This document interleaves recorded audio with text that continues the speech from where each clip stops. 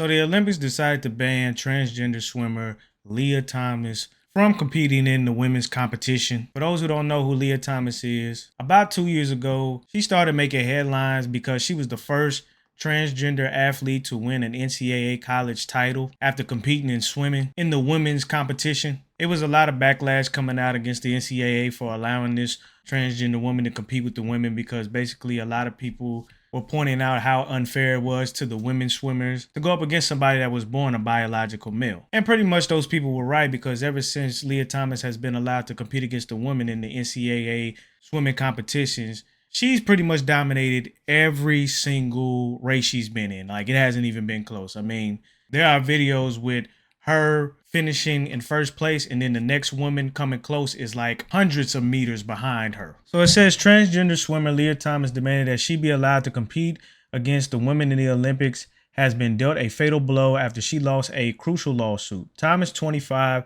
had asked the Court of Arbitration for Sports to overturn a ban on biological males competing against women in the hopes of racing at the games. The World Aquatics changed its policies so that transgender women can only compete in women races if they have completed their transition by the age of 12. Lia Thomas, of course, completed her transition, I think, after she was 21, so obviously she does not fit in this category.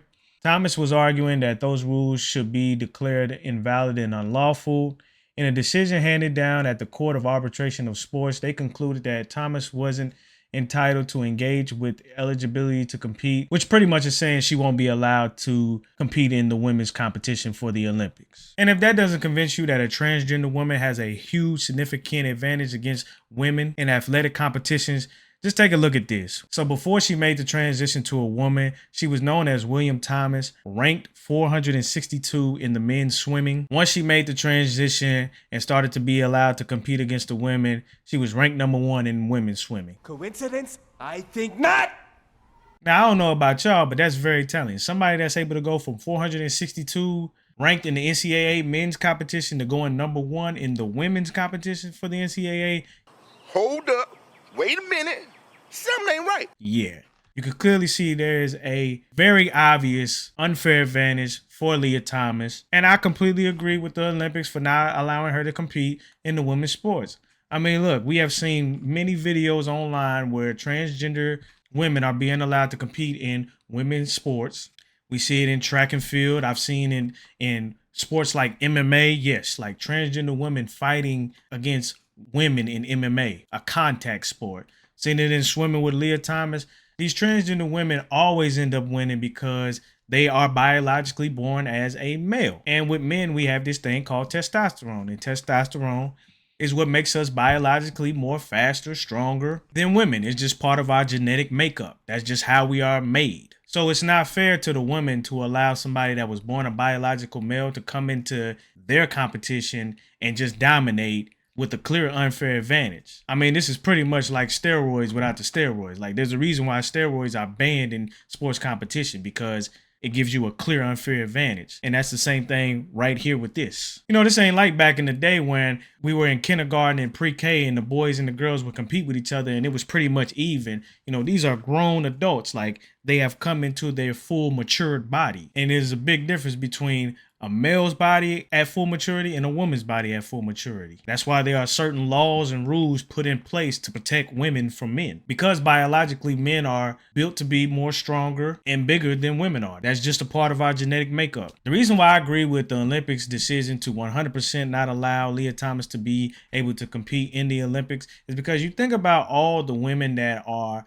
going out here. They've been swimming for long time, practicing, probably since high school. Some of them probably younger than that. You know, they've been practicing their whole life to get a chance at this moment, to compete in the Olympics, to be recognized as one of the best swimmers in the world. And then if you win gold, you're recognized as the best swimmer in whatever category you get gold in.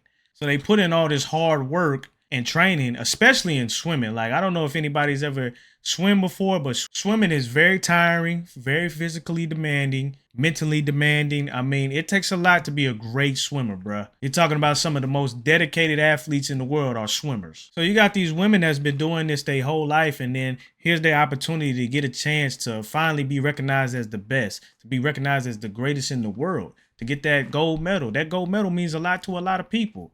So it's not fair to them to have somebody that was born biologically a male be allowed to compete in their sport when everybody knows that it's going to be a clear disadvantage to all the women. And then that takes away from their shine. You know, that takes away from them being able to get that Olympic gold medalist that they probably been working their whole lives for, been working so hard to get. Takes away from that.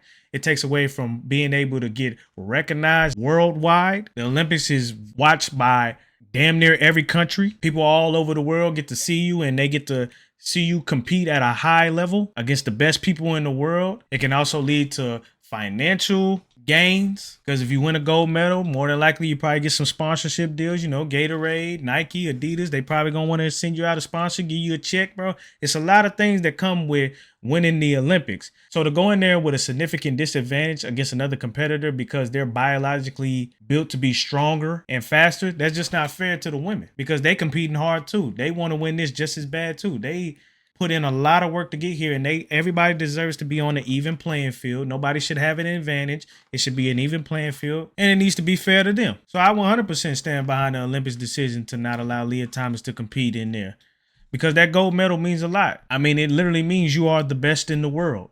And those women that have been working hard their entire lives to get to this level, to get that moment, to get that stage, they deserve to have a fair chance and compete against other women who are biologically born women so that it's an even playing ground. I always said for transgender women, just make a whole nother category for them. Let them compete against each other. That way it's even. But you can't allow them to compete with the women, because everybody knows that the transgender woman is going to have a significant advantage. It's just facts. There's no other way around it. Like, there's no other way to scoop past it. Men lie, women lie, the numbers don't lie. And this swimmer done went from rank 462 to number 1 in the world. That is one hell of a jump. I don't think you got that much time in 2 years to put in that much work to go from 462 to number 1 unless you got some type of advantage. So yeah, I 100% completely agree with the Olympics. I'm glad they made this decision. Gives the women the chance to go out there and compete on an even playing field and not take the opportunity away from a woman being able to get that worldwide exposure. This is a life-changing moment in an event for some people, and it shouldn't be taken away unfairly. They earned the right to be on that stage. They all deserve a fair chance because they worked hard to get there. So shout out to the Olympics for making a great decision. I completely 100% agree with this.